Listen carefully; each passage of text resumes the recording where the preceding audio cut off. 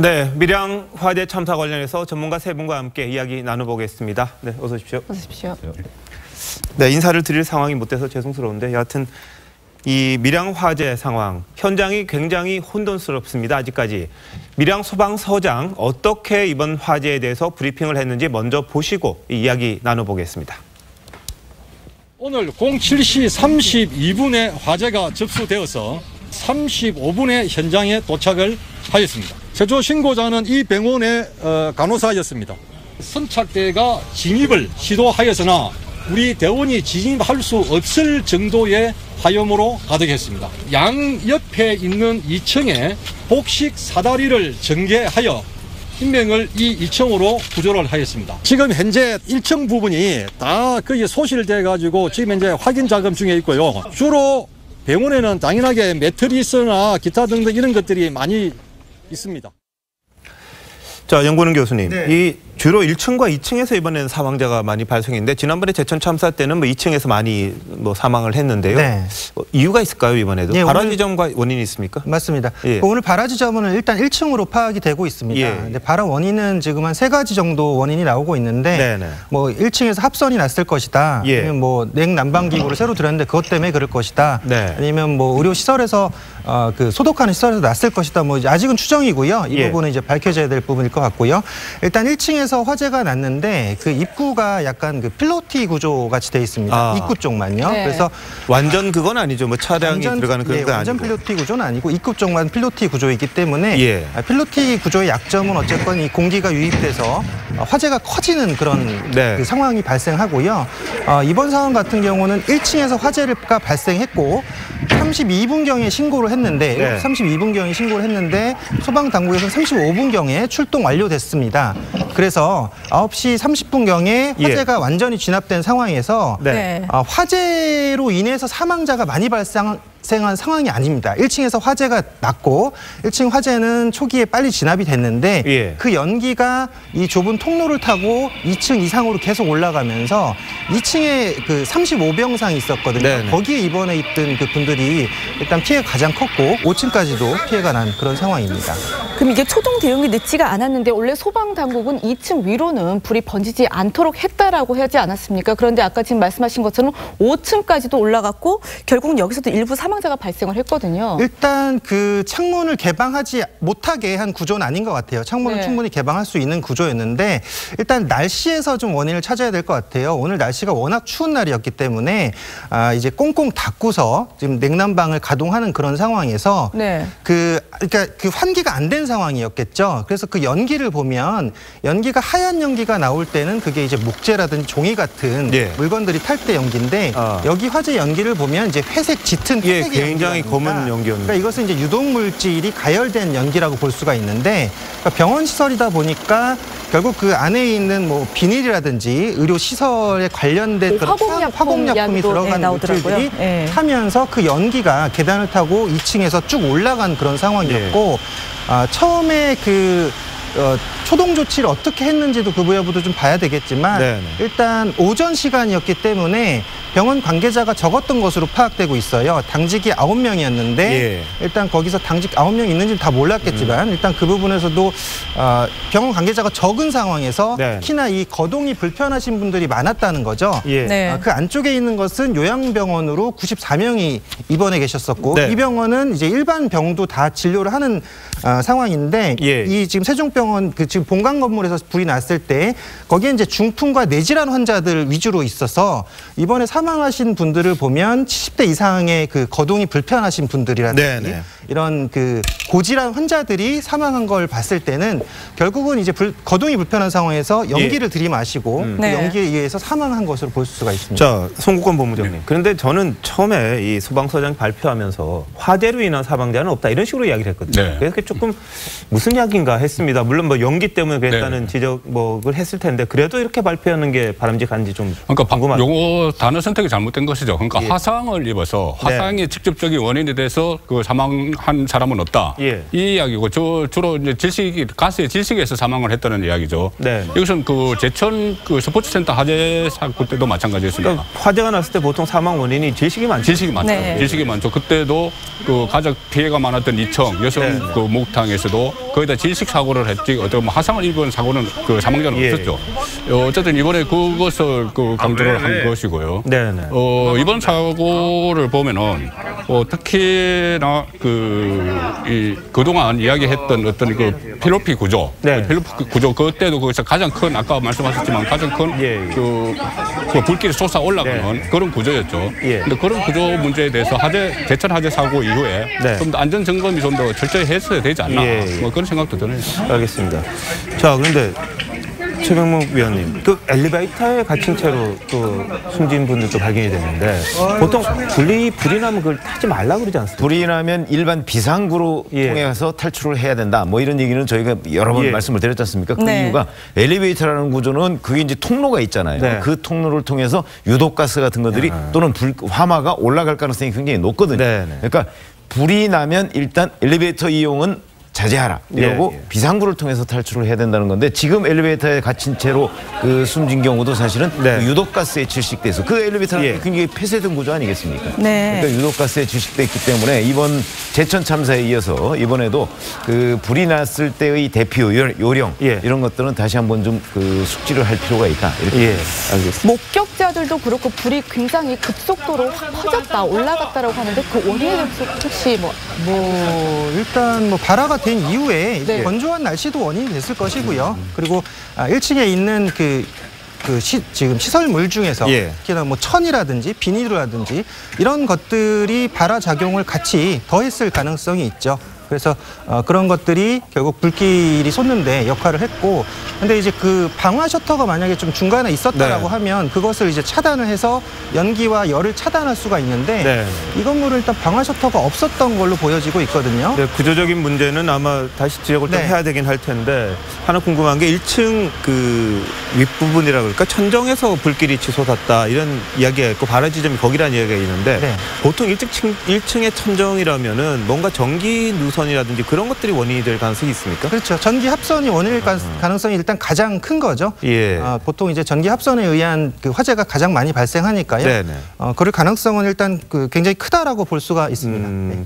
그럼 아직 원인 좀 밝혀야 될 텐데 어떤 식으로 조사를 하게 됩니까, 이거는? 일단 화재 진압을 일단 완벽하게 지금 한 상태에서 예, 지금 잔불이 됐죠. 없는 그런 상황까지 된 이후에 예. 이제 그 소방 수사관이 옵니다. 그래서 거기서 이제 그 증거물들을 수집해서 어느 지점에서 발화가 됐는지 여부는 이제 살펴보면 나오게 돼 있으니까 네. 그 부분이 이제 전기 합선이었는지 아니면 아까 뭐 새로 난방기구 들여놨다 그래요. 예, 예. 네. 그게 이제 그 새로운 난방기구 최근에 들여놨는데 거기서 발생했을 가능성도 또 있는 거거든요. 그래서 그 부분도 검토를 해봐야 될 것 같고. 용량을 초과해서 전기가 썼다. 전기선을 잘못 꼽았든지 아니면 전기 배선상에 잘못된 예. 게 있을 수도 있고 하니까 그런 부분 좀 지켜봐야겠죠. 네네. 사실 병원이라는 곳이 어떻게 보면 화재 발생 시 굉장히 좀 취약할 수도 있다라는 생각이 들 정도로, 왜냐하면 침대도 그렇고 커튼포 그리고 아까 전에 말씀하셨던 뭐 알코올 같은 화공 약품들이 많은데, 그럼 과연 의료진들이 어떤 모의 훈련이라든지 이런 화재 상황에 좀 어느 정도 훈련이 돼 있느냐? 왜냐면 이런 말도 있었잖아요. 뭐 2층에서 어떤 사람들은 뭐 뛰어내리고 어떤 간병인 같은 경우에는 뭐 이제 경보음이 울리니까 이거 오작동이다, 무시하라 했다, 이런 지금 목격자 증언들도 나오고 있거든요. 일단 제초 신고자는 간호사로 예, 간호사가 특히 네. 5층에서 쾌쾌한 냄새를 맡고 1층까지 뛰어와서 그 신고를 했고, 지금 사망자 중에서도 의사도 한 명 있고 네. 또 간호사 한 명 있고 간호조무사가 있거든요. 네. 네. 그러니까 이 의료진들이 어떤 구조 활동을 좀 벌였다, 그런 또 목격담도 있어요. 목격담도 있는데 어쨌든 지금 말씀하신 대로 여러 가지 뭐 매트리스나 네. 뭐 알코올이나 이런 거에서 발화성이 있는 물질, 네. 이것도 문제지만은 일단 병원에서 화재가 발생하면은 대피가 어렵죠. 본인이 예. 스스로 대피를 하기가 어렵습니다.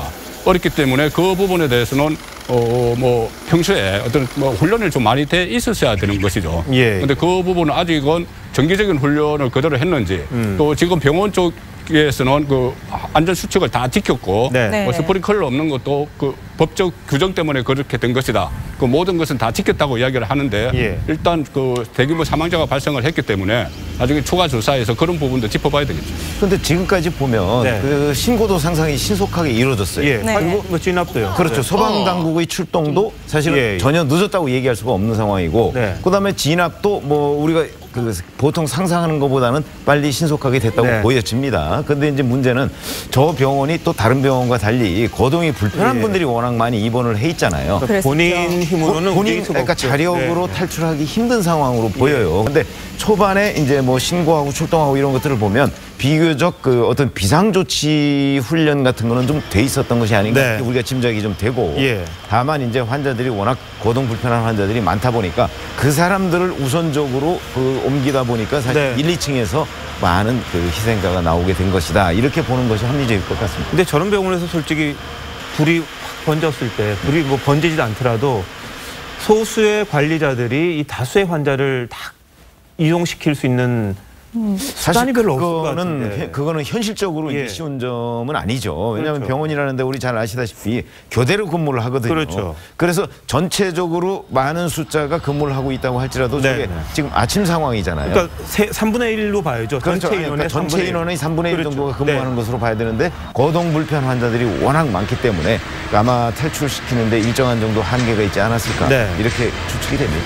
예. 이 병원 같은 경우에 밀양에서 좀 어느 정도의 규모가 있는 병원이라고 하는데 그러면 의료진 수에는 혹시 문제가 없었는지 약간 좀 의아한 점이 있는 게 아까 전에 뭐 응급실 같은 경우에도 의사가 뭐 한두 명 정도 있고 간호사 수도 10명 내외였기 때문에 대피를 하는데 굉장히 좀 문제가 있지 않았냐 이런 지적이 나오고 있거든요. 그것이 일단 시간대를 봐야 되는 것이 7시 35분에 그 불이 났고요. 네. 이때 그 직원이 35명이라고 하는데 그때 또 1층 그 응급실에는 환자가 없었다고 합니다. 1층 응급실에 환자가 없는 상황이고 원무실에만 직원이 있었고 그다음에 그 각 병실에서 그 피해자들이 그 나온 것이죠. 그러니까는 7시 30분 시간대면은 전체 인원들이 완전 그 전부 다 근무를 시작하기 전이고 그때 또 외래 환자가 오기 전이기 때문에 외래 환자가 오면은 또 병원이 그 인원이 그대로 정원이 그대로 그 하지만은 네. 그런 상황에서 좀 아침 시간이라는데 거기에 대해서 좀 대체에 좀 소홀함이 있었다고 볼 수가 있죠. 자, 염 교수님, 네. 이 요양병원이라는 데와 요양시설이라는 곳과 이게 또 다르더라고요. 네. 이 소방 관련 조치도 달라야 하고 이런 것 네, 같은데 지금 이 건물이 네. 아까 말씀하셨습니다만 방화 셔터라는 거는 뭐 아예 없었던 것 같고 네. 더군다나 스프링클러 하나 없었던 거 아닌가요? 네. 그렇게 되면 이게 우리 규정이라든지 이런 문제들을 좀 지적할 수밖에 없는 상황이네요. 그렇죠. 2010년도 포항 인덕원에서 화재가 있었는데 네네. 요양원 화재였습니다. 그 화재 예. 이후에 요양원이라든지 사회복지시설에 대해서는 이제 자동 설비, 스프링클러 설비를 갖추도록 의무화되어 있는 그런 상태인데 지금 이 세종병원 같은 경우는 예. 지금 유예가 된 상태였어요. 네. 그래서 아까 이사장이 발표를 했지만 세종병원 이사장이 얘기한 얘기로는 2018년 6월 30일까지 예. 본인들도 지금 설치를 하려고 계획을 하고 있었다. 네. 이런 사고가 나서 안타깝다 이렇게 얘기를 했었는데 예, 예. 그런 부분에서 지금 사실 그 무방비 상태였던 건 인정할 수밖에 없다는 거죠. 네. 일단 뭐 설치를 하겠다고 했지만 지금은 현재 무방비 상태에서 결과적으로 이런 사망 사고가 났던 상황이고요. 네네. 여기 지금 스프링클러가 없다는 게 일단 가장 큰 지금 화재 원인, 사망 원인으로 볼 수가 있고요. 네. 네. 그다음에 이제 중간에 이제 방화 셔터가 없던 그런 문제. 그러니까 왜냐하면 여기는 탈출 시설이 따로 마련돼 있지 않기 때문에 중앙에 있는 계단이 막혀버리면 따로 네. 나갈 수 있는 그런 통로가 없어요. 예, 그렇기 예. 때문에 이 지금 1층에서 난 화재보다는 2층 이상으로 퍼져간 연기 때문에 사망자가 많이 발생한 상황은 네. 왜냐하면은 이 연기라는 게 그러니까 유독가스라는 게 수평 방향으로는 1초에 1m씩 퍼지거든요. 근데 수직 방향, 위의 방향으로는 3m에서 5m씩 1초간 퍼집니다. 예. 그러니까 이 위에서 화재를 눌러줘야 진압하더라도 되는군요. 예. 네, 굉장히 빨리 유독가스가 퍼져버린다는 거죠. 네. 거기다가 이제 고령의 환자들이 제대로 몸을 가눌 수 없는 상태에서 네. 누구의 도움을 받아서 대피해야 되는 그런 상황이 결국은 이제 사망자가 많이 발생한 상황이었고 네, 네. 또 이게 앞에는 세종병원이 일반 병실과 같이 하는 병원인데 뒤에는 이제 요양병원이었단 말이에요. 네. 근데 요양병원에선 사망 사고 사고가 안 나온 이유가 일단 요양병원이기 때문에 거기 먼저 요양병원 먼저 이제 대피를 시키자 이렇게 된 것 같아요. 그래서 화재가 직접적으로 발생한 건물도 아니고요. 그러다 보니까 지금 결국은 이제 앞에 세종병원에서 사망 사고자가 많이 발생한 그런 원인이라고 볼 수가 있죠. 자, 이 관련해서요. 스프링클러 작동 여부에 대한 이야기들이 좀 있었습니다. 밀양 소방서장과 밀양 세종병원 사고가 난 병원 이사장의 말 한번 직접 들어보시겠습니다. 이 중앙 계단을 통해서 화형이 급속하게 올라갈 수가 있었습니다. 이는 스프링클러 설치가 되어 있지 않는 건물입니다. 건축 면적에 스프링클러를 설치할 수 있는 시설이 아니고 일반 스프링클러 설치를 할 수 있는 어떤 그런 쪽의 건축물의 면적이 안 돼서 못했습니다. 세종요양병원도 요양병원 인정제라든지 의료법, 건축법이 개정된 관계 그 이후로 2018년 6월 30일까지 스프링클러를 설치하도록 법으로 의무화되어 있어가지고 저희들이 지금 설치를 다음 주에 하는 걸로 해서 전부 다 하고 있는 그런 상태에서 이제 그런 상태입니다. 이 스프링클러 설치 대상이 아니라고 하니까 어떻게 보면 참 할 말이 없어지는데 사실 종로 여관 화재 같은 경우에도 뭐 규모가 작아서 소규모 건물이니까 스프링클러 해당 사항도 없었었고 또 낡은 건물이라서 안전관리 대상도 아니었단 말이에요. 이런 식으로 본다면 정말 좀 어떤 법적인 부분이 좀 미비하지 않았나. 이게 규모만으로 그냥 이렇게 스프링클러 설치 여부를 우리가 결정할 수 있나 이런 좀 부분도 생각을 해봐야 될 것 같아요. 지금 세종병원 이사장 얘기를 들으면 결국은 스프링클러 설치 조건은 법률상 이렇게 규정이 돼 있고 그게 의무화되는 건 이제 금년 지금 2018년 아닙니까? 금년 6월 말까지 유예를 시켜놨으니까 그때까지만 하면 되는 거로 돼 있어요. 근데 사고가 지금 그 전에 벌어졌기 때문에 이제 이런 안타까운 현상이 있는데 어찌됐든 간에 사실은 건물층 또는 뭐 건물 면적이 얼마 뭐 이런 식으로 지금 스프링클러 설치 기준이 돼 있잖아요. 그런데 사실은 건물 층수가 낮다고 해서 스프링클러 없이도 화재에 대응할 수 있느냐 그런 부분을 한번 소방당국이 이번 이 사고를 계기로 해서 정밀하게 따져봐야 할 문제로 보입니다. 저도 조금 전에 그 스프링클러 관련 규정을 쭉 좀 살펴보고 왔거든요. 그러니까 각 건물의 용도 또 건물의 층수 또 같은 그 의료시설이라도 정신질환자를 수용한 곳 이게 다 다릅니다. 그 기준이 다 설치 기준이 달라요. 스프링클러 설치 기준. 그런데 지금 말씀하신 대로 단순히 그것만으로 규정을 할 것이 아니라 제 생각에도 종로 그 화재 사건 이런 것처럼 어떤 그 초방차가 진입하기 어려운 곳에 설치된 건물 이런 데까지 좀 더 구체적으로 그 규칙을 좀 정할 필요가 있지 않을까 싶어요. 자, 영 교수님. 근데 아까도 말씀을 좀 하셨습니다만 요양시설이라는 거는 일반 건물에 비해서 좀 더 안전이 확보가 되어야 되고 이 화재가 특히 뭐 사고가 났을 때 신속하게 뭐 이동할 수 있는 그런 부분들을 좀 점검을 해야 할 텐데 법적으로는 전혀 그런 게 없는 겁니까? 뭐 아니면 최근에 지금 많이 강화가 되고 있고 많이 지금 정비가 되고 있긴 한데 아직도 부족하다라고 생각해야 될 것 같습니다. 특히나 이 다중이용시설인 특히나 이 병원 특히나 또 고령자들이 많이 있는 요양병원 같은 경우는 또는 이제 지체장애자들이 있는 그런 곳 같은 경우는 일단 빨리 이제 대응할 수 있는 매뉴얼이 정립돼야 되고 대응 훈련도 계속적으로 좀 실시를 해야 되고 거기다가 바로 탈출할 수 있는 탈출로에 대한 안전한 탈출로의 확보 또 탈출로에 대한 어떤 좀 선진국의 어떤 시설들을 좀 도입할 필요도 있다고 봐요. 왜냐하면 규모가 굉장히 커져야 될 것 같은데. 그래도 그렇게 해야죠. 이것은 안전에 대한 문제고 사람의 인명에 대한 문제니까 그건 그렇게 해야 된다고 봅니다. 그러니까 최근에 보면 이제 어린이 뭐 영아시설, 영유아시설 보면은 무슨 그 놀이터에서 미끄럼틀 내려가듯이 이렇게 탈출하는 그런 것들도 설치를 하고 있거든요. 그러니까 여기도 일단은 사람이 사는 게 중요하니까 그렇게 긴급하게 안전하게 탈출할 수 있는 그런 추가적인 시설의 보완이 필요하다고 보여집니다. 자, 국회는 제대로 하고 있습니까? 이 부분에 대해서? 국회가 법을 좀 통과를 시켰어야 되는데 안 됐다는 그런 지적이 있는 것 같던데. 그러니까 제천 화재 참사 이후에도 계속 어떤 법적인 그 미비점을 마련하겠다고 해서 국회의원들 정치인들이 현장으로 다 달려갔죠. 달려갔는데 그 이후에 뭐 추진된다는 이야기는 저는 아직 듣지를 못했거든요. 또 특히 이번 같은 경우도 물론 그 이낙연 국무총리나 김부겸 행정안전부 장관은 현지에 가서 정부 차원에서 뭘 지원해야 될지 이런 거를 충분히 검토를 할 필요가 있어요. 그런데 지금 일선 정치인들이 일제히 다시 또 그 여야 대표를 비롯해서 전부 다 현장으로 달려가는 것.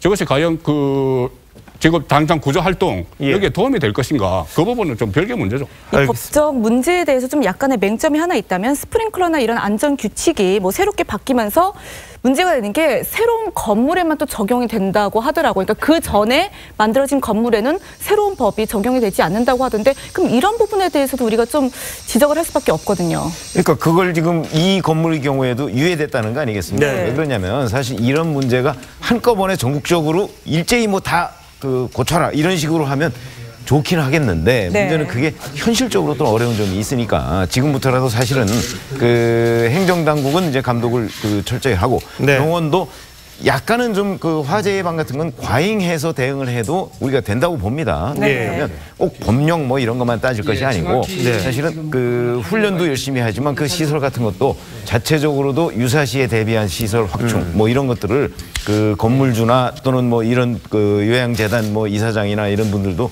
그 신경을 많이 써야 되는 그런 상태입니다. 알겠습니다. 오늘 화재가 이 충북 제천 스포츠센터 화재 29분이 그때 돌아가셨는데요. 발생한 지 겨우 한 달여 만에 일어나서 더욱 안타까움이 더합니다. 자, 이루아 기자, 왜 이렇게 화재 사고 연이어서 일어나고 있고 인명 피해가 큰 건지 한번 정리해 주시겠습니까? 네, 사실 지금 12월 달부터 한 2달간 보면은 네. 인재로 인한 대형 사고가 한 4건 정도가 됩니다.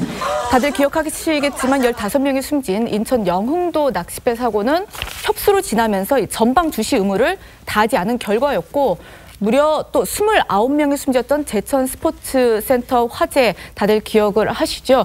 이거는 정말 총체적 부실이 그대로 드러났는데요. 대다수가 숨진 2층 여자 사우나 그 출입문은 고장이 나서 열리지 않았었고 각종 물품으로 막힌 비상계단 그리고 또 아까 뭐 지적된 취약한 필로티 구조 등이 참사를 키웠다고 볼 수 있습니다. 지난 주말 5명이 숨진 종로 여관 화재는 낡은 건물이지만 이 소규모라는 이유로 안전관리 대상에서도 빠져 있었는데요. 그리고 아시는 것처럼 오늘 이 밀양 세종병원의 경우에도 기본 중의 기본인 스프링클러도 없었습니다. 이렇게 보면은 매번 새로운 사고가 터지지만 원인은 한결같이 인재였다고 볼 수밖에 없죠. 네, 뭐 매번 사고 날 때마다 인재다, 좀 고쳐야 한다, 제대로 갖추자, 시스템을 갖추자 이렇게 말은 합니다만 여전히 문제점들은 계속 이어지는 것 같습니다. 자, 용 교수님, 하나 가지 더 궁금한 게요. 네. 혹시 그 지난번에 제천 사고 때처럼 이 외장재라든지 내장재라든지 이런 부분들이 좀 불에 좀 취약한 그런 게 있었을까요? 그 제천 사고 같은 경우 이제 드라이빗 이라는 네. 걸 써가지고, 그러니까 그 싼 자재입니다. 결국은 그게 이제 그 화재가 났을 때 이제 외벽으로 이제 타고 올라가거든요. 예. 근데 그 외벽에서 그 싼 자재가 결국은 오히려 화재를 더 키운 그런 꼴이었는데 네네. 이번에는 아까 세종병원 이사장 얘기로는 예. 건축법에 적합한 자재를 네. 썼다라고 밝혔습니다. 이 부분은 소방당국에서 추가적으로 좀 더 조사를 해봐야 될 것 같은데요. 네네. 왜냐하면 지금 화면상으로 봐도 외부 예. 지금 이 화면은 아니고요. 아마 제천 화재일 지금 겁니다. 보면은 네. 외부에는 그렇게 많이 큰 불이 게 보이지 않습니다. 네. 연기가 많이 보이는 그런 상황을 봤을 예. 때는 외부 자재는 이게 드라이빗 같은 싼 그 자재, 네. 그러니까 그 건축법상 어긋나는 그런 자재를 쓴 것 같지는 않습니다. 현재 상황은 물론 추가적으로 좀 조사. 근데 안에서 이렇게 연기가 많이 났던 아까 말씀하신 것처럼 뭐 침대도 많았고 뭐 화공약품도 있고 이런 부분들이 지금 보시는 게 겉에는 그냥 그은 상태입니다. 이게 네. 지난번 제천 화재 때의 불길이 치솟았던 거와는 좀 다른 꺼진 상태이긴 합니다만 여하튼 그을는 상태고 이게 벽을 타고 불이 올라간 것 같지는 않습니다. 그걸 보면 외장재에는 크게 문제는 없었다고 보시는 거죠? 네, 일단 그렇게 봅니다. 그럼 그러니까 예. 그거보다는 네. 안에 이제 여기가 병원이다 보니까 예. 매트리스가 워낙 많잖아요. 병상이 많고. 그렇죠. 네. 근데 그 매트리스 잘 아시지만 그 헝겊으로 다 돼 있단 그렇죠. 말이죠. 예, 예. 그 매트리스가 이제 불에 좀 취약하다는 거죠. 네. 그래서 그 매트리스를 통해서 그게 타고 아까 말씀하셨듯이 뭐 화공약품이나 예, 예. 이런 데에 옮겨 붙으면서 유독 네, 지금 안에 보시면은 이게 1층 응급실인가요? 예, 응급실이죠. 1층 발화지점인데 안쪽은 뭐 흔적이 없을 만큼 건물이 앙상하게 남을 정도로 탄 부분이거든요. 네. 저걸 보면 이 내부의 응급실에는 그 베드라 그러죠. 그 병상들이 조금 있는데 그게 다 타면서 저렇게 했다고 봐야 되겠죠, 용 교수님? 그렇죠, 맞습니다. 일단 그 화재를 더 가속화하는 그런 원인이 될 것 같아요. 위원님께서 말씀하셨듯이 예. 지금 안에서 있는 그 지금 매트리스라든지 네. 뭐 커튼이라든지 또 화공약품, 뭐 알코올이라든지 예. 이런 것들이 결국은 화재를 더 키우는 원인이 됐을 가능성이 크다라고 보여집니다. 자, 저는 하나 또 궁금한 게요. 저런 상황이잖아요. 이렇게 앙상하게 남은 상황에서 발화지점 찾아내는 거는 어떤 기법을 쓰게 됩니까? 일단 그 그 조사관들이 나가서 보면은 압니다. 그러니까 스파크가 튄 부분이라든지 또 어딘가 더 이제 그 뭐 예를 들어 더 그을린 부분이 있다든지 이런 부분을 좀 확인을 하면 이런 원인을 밝힐 수가 있죠. 언제쯤 저게 원인이 제대로 나올까요? 일단 지금은 사고 수습에 우선을 해야 되는 그런 상황이기 때문에 뭐 지금 사고 수습이 다 되고 화재 진압이 완전히 된 그런 상황에서 지금 이 원인을 또 밝혀내야지 특히나 이제 뭐 업무상 과실치사가 있을 수도 있는 거거든요. 그러니까 예를 들어 대피 과정상에 그 뭐 의사라든지 간호사나 직원들이 자신들만 대피했을 가능성 뭐 이러면 업무상 과실치사 그리고 소방 관리자가 뭐 이사장이라든지 원장이라든지 정부 책임자에 대한 그런 또 과실치사 여부 이런 것들도 조사해야 될 것 같고요. 또 사제 원인을 밝혀야지 이번 사고에 대해서 또 유족들에게도 알려드릴 수가 있고 국민들에게도 알려드릴 수가 있고 또 추가적인 조치가 가능하기 때문에 아주 조속히 아마 신속하게 지금 화재 조사 원인 조사를 할 것으로 보입니다. 제가 계속 이 속보 자목으로 내놓긴 하는데요. 세종 그 병원 이사장은 법 규정대로 소방 점검을 다 받았다라고 이야기를 했습니다. 안전 점검에는 문제가 없다는 건데 사실 이런 이야기가 있습니다. 이 안전 점검 같은 거를 민간단체에 이양을 하다 보니까 좀 문제가 있는 거 아니야? 소방당국이 직접 했을 때는 더 깐깐하게 쓸 수 있는데 민간단체에다 하다 보니까 전문성도 떨어지고 좀 대충대충 하는 게 이번 참사를 불러오지 않았느냐 이런 지적이 제기될 수도 있거든요. 제천 화재 때도 그것이 가장 큰 문제가 됐죠. 그러니까 셀프 점검을 한다고 해서 소방당국이 직접 나와서 하는 것이 아니라 너무 해야 될 것이 많으니까 민간업체에 위탁을 해서 민간업체에서 하는 것이죠. 그런데 민간업체가 가령 예를 들어서 그때도 문제가 됐던 것이 어떤 그 건물에 대해서 그 주기적으로 그 건물의 용역을 받으려면은 꼼꼼하게 오히려 이 허점을 지적을 안 한다는 이야기죠. 그러니까요. 그런 맹점이 있기 때문에 그 부분도 그때 제천 화재 때 상당히 그 개선이 돼야 된다는 이야기가 있었는데 그 다시 한번 개선해 나서야 되는 거죠. 자, 근데 법적으로 이게 만약 그 소방 점검을 받았다고는 하는데 이 따져보면 또 형식적으로 받았는지 아니면 제대로 받았는지 그것도 밝혀내야 되지 않겠습니까? 그러니까 이 법에 보면 이 설치에 관한 거는 건축법 쪽으로 많이 들어가 있고요. 이제 점검에 관한 건 소방법에 들어가 있고 점검을 하는 그 주체는 소방 당국이지만 아까 말씀하셨듯이 이제 위탁해서 하는 경우들이 있단 말이죠. 그러니까 결국은 법상에서도 지금 서로 지금 그 뭐 여러 가지 법에 얽혀 있는 그런 상황들에서 좀 혼동이 있을 수가 있고 또 소방 당국이 지금 인력 부족 때문에 결국은 직접적으로 관리 감독을 못하는 그런 상황에 대해서도 우리가 좀 눈여겨봐야 될 필요가 있고 지금 이렇게 화재가 계속 발생하는데. 계속 우리는 대책을 내놓고 뭔가 법을 개정하고 하겠다 하는데 또 나오는 사태가 발생했고 또 사망사고가 발생하고 있거든요. 그래서 이번에는 정말 전반적으로 법에 대한 문제점. 그러니까 법이 사실은 일단 법이 발의가 되면은 소급 적용이 안 되기 때문에 과거에 지금 소규모 시설들이라든지 이런 데 지금 계속적으로 화재가 발생하는데 무방비 상태에 놓이게 되는데 그러니까 결국 그 건축주들이 자신의 돈을 투자해서 거기에 이제 안전한 건축물로 다시 개보수를 하냐의 문제예요. 안 한다는 거죠. 그러면 이 법상으로 어떻게 지원을 하던가 개정할 수 없는 그런 상황이면 결국은 정부나 지자체가 나서서 일단 투자를 해야 된다는 거죠. 그러니까 건축주들이 자기 돈 들여서 지금 이 건축물들을 시설 개선하기 힘들어하니까 투자를 해서라도 그 오래된 건축물들이 안전하게 박힐 수 있도록 그렇게 좀 투자를 할 필요성도 있지 않을까 한번 생각해 봅니다. 알겠습니다. 자, 문재인 대통령 아주 참담한 심정일 겁니다. 국민 안전을 최우선으로 하겠다 이렇게 공약도 했었고 실제로 세월호 참사 이후에 상당한 부분, 이 부분에 투자를 했던 것도 사실입니다. 그런데도 이런 사고가 연이어 나오면서 오늘 수석 보좌관 회의를 긴급 소집했고 이 화재 사고에서 추가 희생자가 발생하지 않도록 이 만반의 조치를 취하라고 지시했는데 이 이낙연 총리가 오늘 종합상황실을 방문해서 한 이야기가 있습니다. 한번 들어보시겠습니다. 희생자가 단 한 분이라도 더 늘지 않도록 행안부 장관을 중심으로 해서 현장 지휘를 일사불란하게 해주시기 바라고요. 현장에서 충실히 판단을 하시고 항상 신속한 대처를 해주시기 바랍니다. 이 회의를 길게 할 겨를이 없을 것 같고요. 희생자가 늘지 않게 하는 것도 물론 가장 중요하지만 갑자기 가족을 잃으신 분들 마음을 살펴드리는 것 또한 그에 못지않게 중요합니다. 세심하게 해주시면 좋겠습니다. 참담하다 뭐 이런 식으로 이야기를 하긴 했는데 연이은 이 화재 소식에 대한 어떤 정부의 대책 어떻게 보십니까? 그러니까 정부의 대책보다 사실은 훨씬 중요한 것이 현장의 대응입니다. 네. 그러니까 현장 대응이 그 우선적이고 정부의 대책이라는 것은 사실 그 현장 대응을 그 신속하게 할 수 있도록 어떤 법적인 제도적인 뒷받침 같은 거 아니겠습니까? 네. 그러니까 지금 그 이낙연 총리가 이제 그 종합상황실을 방문해서 뭐 참담한 심정 뭐 이런 신경을 밝혔습니다. 그런데 자, 지금부터는 이제 이 사고에 대한 수습, 그거는 이제 그 완벽하게 이루어져야 할 것이고, 수습 이후에는 그 다음에 유사한 사고가 재발되지 않도록 정부가 법적인 제도적인 뒷받침, 거기에서는 정부뿐만 아니고 국회도 법을 개정할 것이 있으면 빨리빨리 개정해서 그걸 현장에 적용할 수 있도록 하는 노력, 이런 것들이 필요하다고 봐야죠. 예, 정확히 지금 네. 뭐 야당에서도 보니까 문재인 정부의 책임론을 굉장히 강력하게 제기를 또 했더라고요.